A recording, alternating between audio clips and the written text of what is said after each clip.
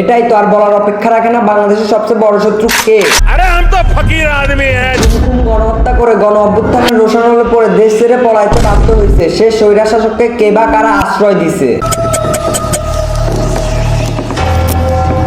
চুক্তি নিয়ে কি আর বলবো ভাই, আমাদের গ্যাস আর ইলিশ এবার নির্বাচনের আগে হাসিনার ভিতর দিয়ে ট্রেন ঢুকাইয়া দিছিল, শুধুমাত্র বাকি ছিল দেশটা বিলিয়ে দেওয়া। এই দেশটা কোনো বাবার সম্পত্তি না, কারো জমিদারি না। রিয়েলিটি মানে না। দেশে নির্বাচন খেলা শুরু করছে দিনের ভোট রাতে প্রত্যক্ষ সমর্থন দিয়ে টিকায় রাখছে হাসুয়া পারে। এই নিয়ে যখন যারা গর্জে উঠতো তখন তাকে শেষ করে দিত র এজেন্টরা। স্বাধীন সর্বভূমি হয়েও আমরা স্বাধীনভাবে কথা বলতে পারিনি। এই দেশে স্বৈরশাসক বিরোধিতা করা আর ভারত বিরোধিতা করা কখনো সম্ভব ছিল না। যদিও দুই একজন এর বিরুদ্ধে কথা বলতো, তাদের লাশের ক্ষত বিক্ষত দেহ খুঁজে পাওয়া যাইতো না। তখন হয়েছে মাথা উঁচু করে দাঁড়াবার, ইন্ডিয়াকে উচিত জবাব দেওয়ার। একবার না দুইবার না, প্রত্যেক বছর মজা নিতেছে। সিলেটের বন্যা এখন রুটিন হয়ে গেছে। ফেনী কুমিল্লা লক্ষ লক্ষ মানুষকে সর্বশান্ত করে দিছে।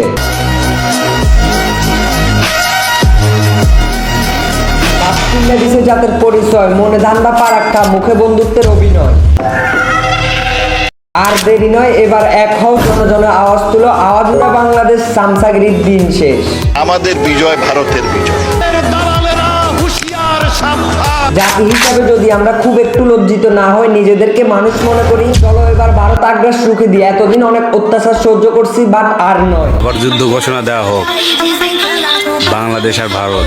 রাজাকারের তকমা দিয়ে স্বৈরাচার দেশ ছেড়ে পলাইছে, হাসুয়াপা গলার কাটা ভারতের পরিণত হয়েছে, স্থান নাই পুরো পৃথিবীতে। একটা গোষ্ঠীকে গড়ছাড়া করতে গিয়ে এখন তার পরিবাররাই চিন্তা আছে কখন যে তাদের ঘরে গিয়ে আবার উঠে। হাসিনা যা দিছে মোদিকে সারা জীবন মনে রাখবে। চিকেন নেক নিয়ে সংকট পড়ছে ভারত, অন্য দেশের পর দাদাগিরি করে। ভারতের অন্তত 60 কিলোমিটার এলাকা দখল করে নিয়েছে চীন।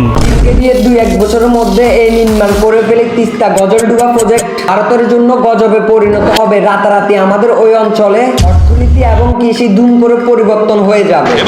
সংগ্রাম আমাদের মুক্তির সংগ্রাম। তো চলে যাচ্ছি না এবার, আজকের ভিডিওটা এখানেই শেষ করলাম।